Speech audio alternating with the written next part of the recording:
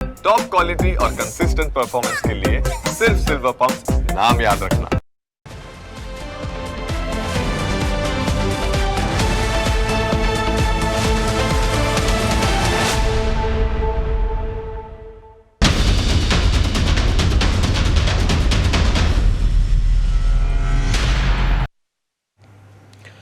પાખંડી ભુવા તમને લૂંટી લેશે। તમારા દુઃખ, દર્દ અને તકલીફો વચ્ચે પણ તમારી સાથે છેતરપિંડી કરવામાં પાખંડી ભુવા કંઈ જ બાકી નહીં રાખે।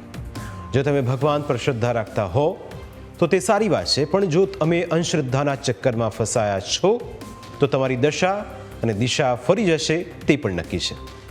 અત્યાર સુધી ધુતારા ભુવાના અનેક કિસ્સા તમે સાંભળ્યા હશે, પણ અમદાવાદની ગ્રામ્ય પોલીસે એક એવા ભુવાને ઝડપી પાડ્યો જેની હકીકત સાંભળશો તો તમે પણ દંગ રહી જશો। આ કિસ્સો અમદાવાદના સોલા વિસ્તારથી શરૂ થાય છે, જ્યાં પીડિત પરિવાર વસવાટ કરે છે। આ પરિવારમાં પતિને શારીરિક તકલીફો થતાં પત્ની પરેશાન હતી। એક પત્નીના નાતે પતિનું દુઃખ દૂર કરવા માંગતી હતી।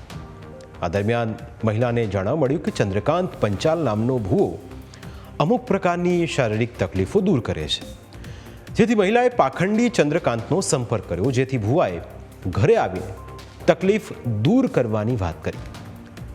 પોતાનો પતિ હતો તેની પીડા દૂર કરવા માટે મહિલાએ ભુવાને ઘરે બોલાવ્યો અને ત્યારબાદ જે થયું તે ખૂબ જ ચોંકાવનારું હતું।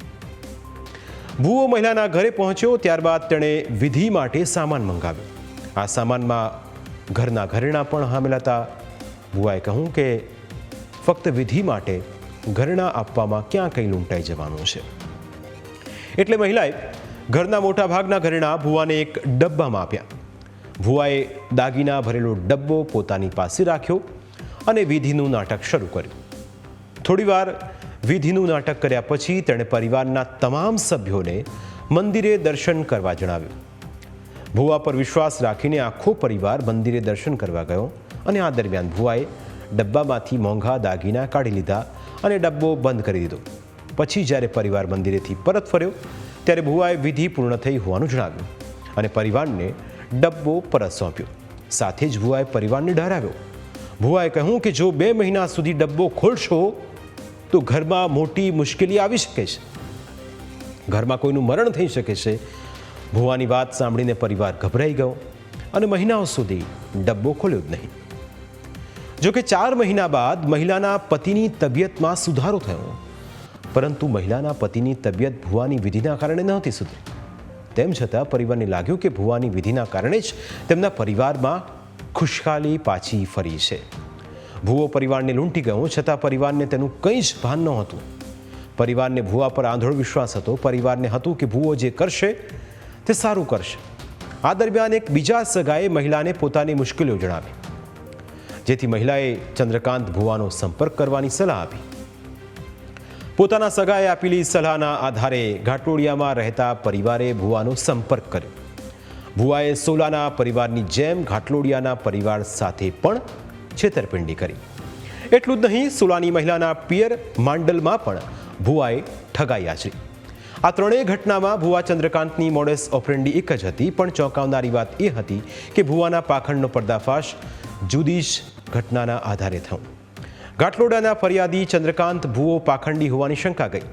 ભુવો પોતાની દીકરી સાથે શારીરિક અડપલા કરતો હોવાનું ફરિયાદીને લાગતું હતું, જેથી તેમણે સોલાની જે મહિલાને સંપર્ક આપ્યો હતો તે મહિલાનો સંપર્ક કર્યો અને ભુવો પાખંડી હોવાની વાત પણ કરી।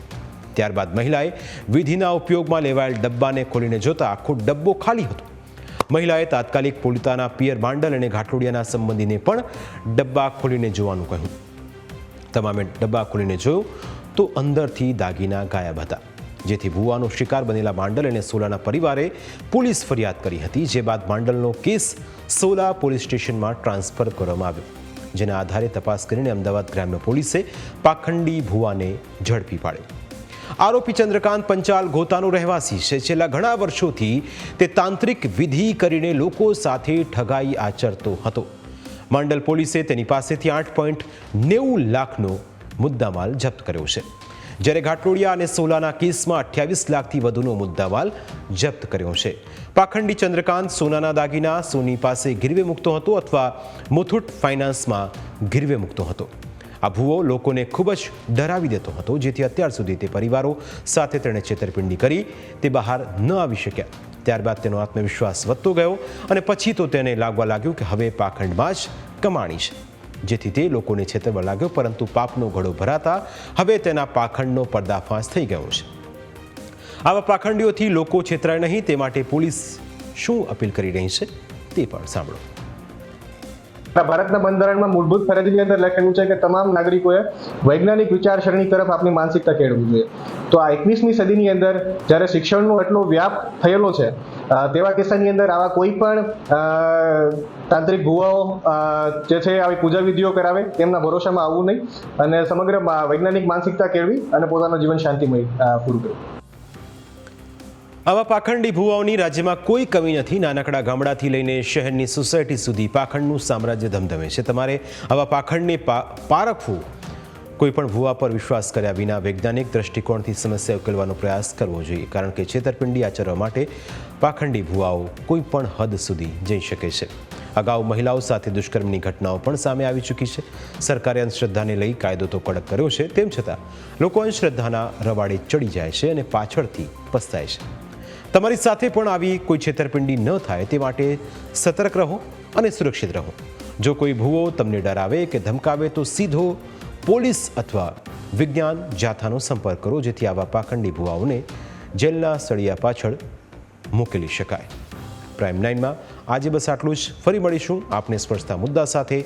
ત્યાં સુધી રજા આપશો. નમસ્કાર.